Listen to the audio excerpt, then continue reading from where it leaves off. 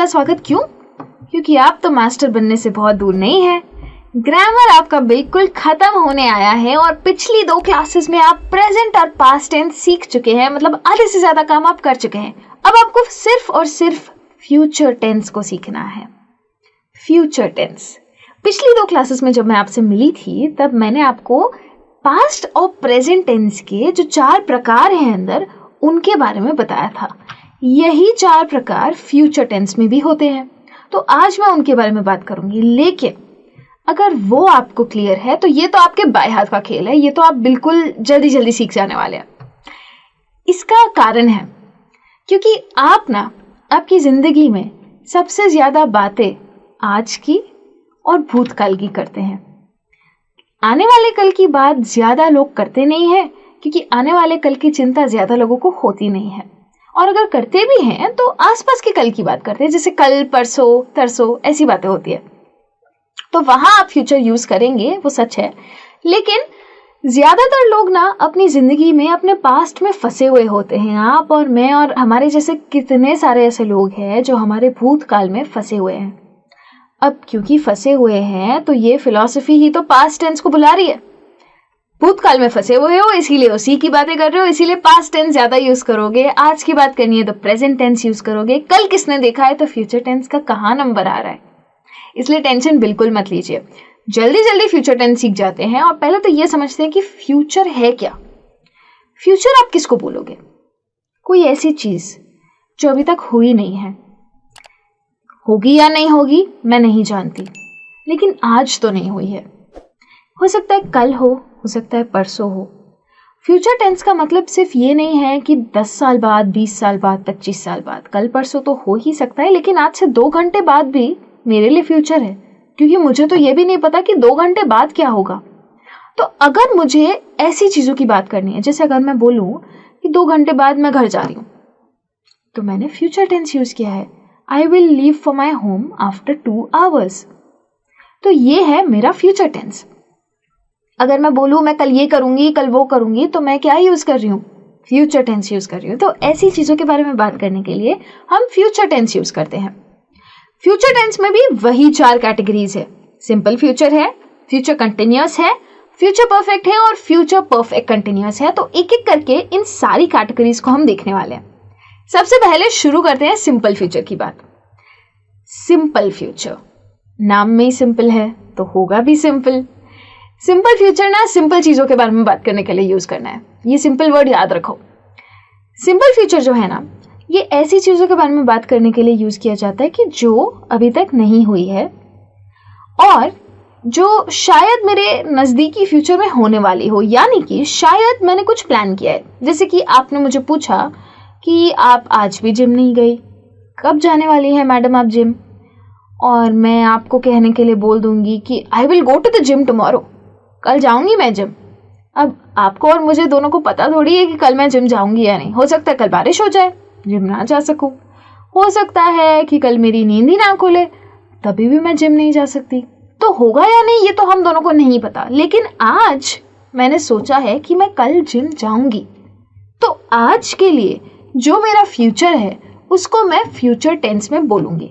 इतना सिंपल है। उसी तरीके से अगर मुझे आपको मोटिवेट करना है, शायद आप और मैं किसी गेम खेलने जा रहे हैं और हमें नहीं मालूम कि हम जीतेंगे या नहीं, लेकिन आपको मोटिवेट करने के लिए मैंने बोल दिया we shall win this game, हम ये गेम जीत के ही आएंगे, जरूर जीतेंगे। असलियत में हम जीतेंगे या नहीं पता नहीं, लेकिन अभी के लिए मेरे लिए हम ये गेम जीतेंगे। क्योंकि अभी हम जीते नहीं हैं तो मैं प्रेजेंट टेंस यूज नहीं कर सकती। हम जीतेंगे ऐसा मुझे लगता है तो मैं फ्यूचर टेंस यूज करूंगी। तो ये मतलब है सिंपल फ्यूचर का। अब पहले तो हम सिंपल फ्यूचर का रूल सीख लेते हैं। देखो, प्रेजेंट टेंस में आपने सीखा था is am are, past tense में आपने सीखा था वॉज वर, या फिर फर्स्ट फॉर्म, सेकेंड फॉर्म, ये सब बातें सीखी थी। तो जब मैं इज कहती हूँ तो आपको पता है मैं प्रेजेंट की बात कर रही हूँ। जब मैं वॉज कहती हूँ तो आपको पता है कि मैं पास्ट की बात कर रही हूँ। तो उसी तरीके से फ्यूचर कैसे पता चलेगा? फ्यूचर पता चलेगा जब मैं विल यूज करूंगी या फिर शैल यूज करूंगी। तो रूल तो वही सेम है, वर्ब का तो फर्स्ट फॉर्म ही यूज करना है। फर्स्ट फॉर्म मतलब वो फॉर्म जो आपको पता है, जैसे आपको गो पता है, जैसे आपको रन पता है, जैसे डू पता है, तो ये सारे फॉर्म्स जो है वो फर्स्ट फॉर्म्स है, यानी कि रूट फॉर्म्स है वर्ब के। तो आप वही वाला वर्ब यूज करोगे, पर उसके आगे डाल दोगे विल, और जैसे ही आप विल डालोगे ना, वैसे ही सामने वाले को पता चल जाएगा कि आप आगे की बात कर रहे हो, भविष्य की बात कर रहे हो, यानी कि फ्यूचर की कर रहे हो। अब आप पूछेंगे ये विल और शैल का फर्क क्या है, क्योंकि इज एम आर में तो फर्क था और वॉज वर में भी फर्क था, तो फिर विल और शैल का फर्क क्या है? सच बताऊं, कोई फर्क नहीं है। विल और शैल में कोई फर्क नहीं है, आप जो चाहे वो यूज कर सकते हैं, आपकी मर्जी। क्यों दो वर्ड्स है? क्योंकि जब ब्रिटिश आए थे ना, ये इंग्लिश जो है ना, ये ब्रिटिश की लैंग्वेज है, तो शुरू में इनफैक्ट 19th सेंचुरी तक ब्रिटिश के जो लोग थे ना, ब्रिटेन के, वो लोग शैल ज्यादा यूज करते थे, और इस वजह से शैल, जब वो इंडिया में आए तब शैल उनके साथ साथ आया। विल भी यूज करते थे, पर वो लोग तो विल इतना नहीं यूज करते थे। मैंने आपको बताया था ना कि इंग्लिश पड़ोसियों से लेके आती है वर्ड्स, तो ऐसा ही कुछ हुआ था। लेकिन जैसे जैसे टाइम आगे बढ़ा ना, लोग थोड़े बोर हो गए शैल से, इसलिए ज्यादातर स्पीकर्स अब विल यूज करते हैं। लेकिन उसका मतलब ये नहीं है कि शैल बिल्कुल यूज ही नहीं होता है, करने वाले करते हैं, चॉइस आपका है। क्या है कि हम अपने आसपास ज्यादा विल सुनते हैं ना, तो हमें विल ही सही लगता है, और शैल अब बोलने में थोड़ा थोड़ा ऑकवर्ड लगने लगता है सबको। तो अगर आप उनमें से कोई हैं और आप शैल नहीं यूज करना चाहते, तो कोई प्रॉब्लम नहीं है, आप सिर्फ विल याद रखो और विल यूज करो, सही होगा। अगर आपको एक्सपेरिमेंट करना पसंद है और आप शैल यूज करना चाहते हैं, तो भी कोई प्रॉब्लम नहीं है, आप दोनों यूज कर सकते हैं, चॉइस आपका है। अब ये तो सिंपल फ्यूचर का रूल है, लेकिन क्या आपको पता है कि एक और रूल है सिंपल फ्यूचर का? हाँ, ये एक ऐसा टेंस है ना जो कहीं बीच में खड़ा है प्रेजेंट और फ्यूचर के। अब यहाँ पे आप रूल देख रहे हैं, मुझे मालूम है कि आपने पहले ये रूल देखा है और आप सोच रहे हैं कि प्रेजेंट कंटिन्यूअस का रूल वापस हमारे पीछे क्यों आया है फ्यूचर टेंस में। कारण है इसके पास। ये जो प्रेजेंट कंटिन्यूअस का रूल है ना, ये दोनों साइड खेलता है। कैसे, बताती हूँ। मैंने आपको प्रेजेंट कंटिन्यूअस में बोला था कि जब कोई एक्शन चल रहा है, अभी मेरे प्रेजेंट में कोई एक्शन चल रहा है, तो वो प्रेजेंट कंटिन्यूअस होगा। कंटिन्यूअस इसीलिए क्योंकि वो चल रहा है। तो सिंपल फ्यूचर में ये आए कैसे? तो सोचिए, क्या प्लान करना एक एक्शन नहीं है? क्या जाना एक एक्शन नहीं है? सोचिए, है ये एक्शन। तो जब आप बोलेंगे कि I am planning to do something, तो जब आप प्लान कर रहे हैं तब तो आप प्रेजेंट में हैं, पर जो आप करने वाले हैं वो फ्यूचर में है। या फिर अगर आप बोलेंगे I am going to do something, तो ये जो समथिंग है ना, ये तो आप फ्यूचर में करेंगे। मतलब जब आप गोइंग टू लगाते हैं तो आपका जो मतलब है सेंटेंस का, वो फ्यूचर में जा रहा है। रूल भले प्रेजेंट कंटिन्यूअस है, लेकिन जो इंटेंडेड मीनिंग है ना सेंटेंस का, वो फ्यूचर में जा रहा है, क्योंकि जो एक्शन की आप बात कर रहे हैं वो फ्यूचर में होगा। जब आप बोलते हैं I am going to run tomorrow, तो प्रेजेंट के लिए वर्ब क्या है? Go plus ING. लेकिन जो दूसरा वर्ब है ना, उसमें वो कल होने वाला है, यानी कि फ्यूचर में होने वाला है। इसीलिए ये एक ऐसा टेंस है जो प्रेजेंट कंटिन्यूअस और सिंपल फ्यूचर के बीच में खड़ा है। अब आप सोचेंगे कि इसमें आईएनजी फॉर्म है, तो फिर फ्यूचर कंटिन्यूअस में क्यों नहीं? फ्यूचर कंटिन्यूअस में इसीलिए नहीं क्योंकि ये जो गोइंग टू का एक्शन है ना, ये प्रेजेंट में चल रहा है, तो वो ऑलरेडी प्रेजेंट कंटिन्यूअस में है, तो वो फ्यूचर में चलने नहीं वाला। वो इवेंट फ्यूचर में होगा, ये मैं जानती हूँ, लेकिन फ्यूचर में उस वक्त वो नहीं चलेगा, इसीलिए मैं उसको फ्यूचर कंटिन्यूअस में नहीं डाल सकती हूँ। तो सिंपल फ्यूचर के लिए रूल आप विल वाला याद रखोगे, लेकिन ये भी याद रखना कि अगर आप कोई ऐसा सेंटेंस देखो तो भले उसका रूल प्रेजेंट कंटिन्यूअस है, उसका मतलब फ्यूचर है। एग्जाम्पल दिखाऊं? जैसे कि है he will clean the shoes, तो यहां तो सिंपल एग्जाम्पल है, विल आया, क्लीन हमारा वर्ब है, ही हमारा सब्जेक्ट है और शूज हमारे ऑब्जेक्ट है। तो ये तो एकदम सिंपल वाला फ्यूचर टेंस है, इसमें तो आपको दिक्कत आएगी ही नहीं। सब कुछ हटा के बस विल और वर्ब को डाल दो, सेंटेंस बन गया। और अगर मैं बोलूं आई शैल लीव एट 9 AM, तो ये भी तो सिंपल ही है ना, मैंने तो रूल यूज किया है। आई शैल, विल के बदले देखो शैल डाला है, दोनों सेम है। आप यहाँ पे I will leave at 9 AM बोल सकते हो और वहां पे ही शैल क्लीन हिज शूज भी बोल सकते हो, दोनों सही है। तो लीव मेरा वर्ब है। I am going to leave at 9 AM, अगर मैं ऐसा बोलूं और अभी समझ लो सुबह के 7 बजे है और मैं आपसे कहती हूँ I am going to leave at 9 AM, तो वो ग्रामेटिकल रूल के हिसाब से प्रेजेंट कंटिन्यूअस है, लेकिन उसके मतलब के हिसाब से सिंपल फ्यूचर है। अगर आपको ये चीज क्लियर हो जाएगी तो आपको सिंपल फ्यूचर क्लियर हो जाएगा, और अगर आपको सिंपल फ्यूचर क्लियर हो जाएगा तो फ्यूचर कंटिन्यूअस तो बिल्कुल मुश्किल नहीं है, वो तो जल्दी जल्दी हो जाएगा। तो जल्दी से बढ़ते हैं फ्यूचर कंटिन्यूअस की तरफ।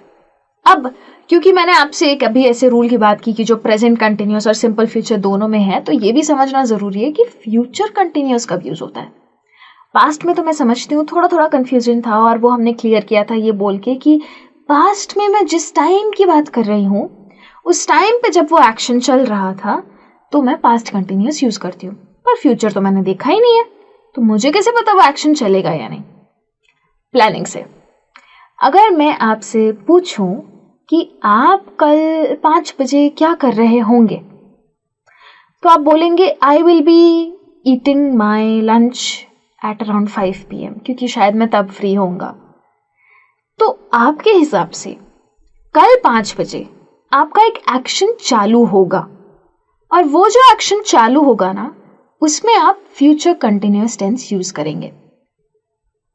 बात आप ऐसी चीज की कर रहे हैं कि जिसकी शुरुआत भी फ्यूचर में होगी और वो फ्यूचर में ही चलता रहेगा, लेकिन आपके हिसाब से तब वो एक्शन चालू होगा, मतलब फ्यूचर टेंस जो है ना वो कई हद तक काफी हद तक वो प्लानिंग पे बेस्ड है। तो जैसे मैं बोलूं she will be meeting the agents at around 5 PM, मेरे हिसाब से वो 5 बजे के आसपास मीटिंग में होगी एजेंट्स के साथ। Meena will be staying at the house during summer, summer तो बहुत दूर है, ये तो डिस्टिंक्ट फ्यूचर हो गया।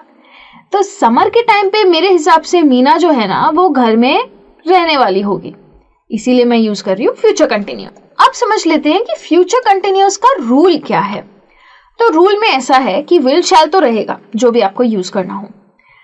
अब पास्ट और प्रेजेंट के जब हमने सिंपल रूल सीखे थे, सिंपल पास्ट और सिंपल प्रेजेंट के, तो उसमें हमने कुछ डाला नहीं था। वर्ब और एस था प्रेजेंट में, और पास्ट में वर्ब का सेकंड फॉर्म था। फ्यूचर में क्योंकि हमने वर्ब का फर्स्ट फॉर्म यूज किया तो फ्यूचर दिखाने के लिए हमने विल यूज किया। तो अब फ्यूचर कंटिन्यूअस में कुछ अलग डालना पड़ेगा ना, ताकि पता चले कि ये वाला कंटिन्यूअस का रूल है। तो विल के साथ बी को डाल देंगे, विल या शैल यूज करो, उसके आगे बी डाल दो, उसके आगे वर्ब, और कंटिन्यूअस का ट्रेडमार्क क्या है? ING form. हर कंटिन्यूअस टेंस में आईएनजी फॉर्म तो आने ही वाला है, तो उसके साथ आईएनजी डाल दो।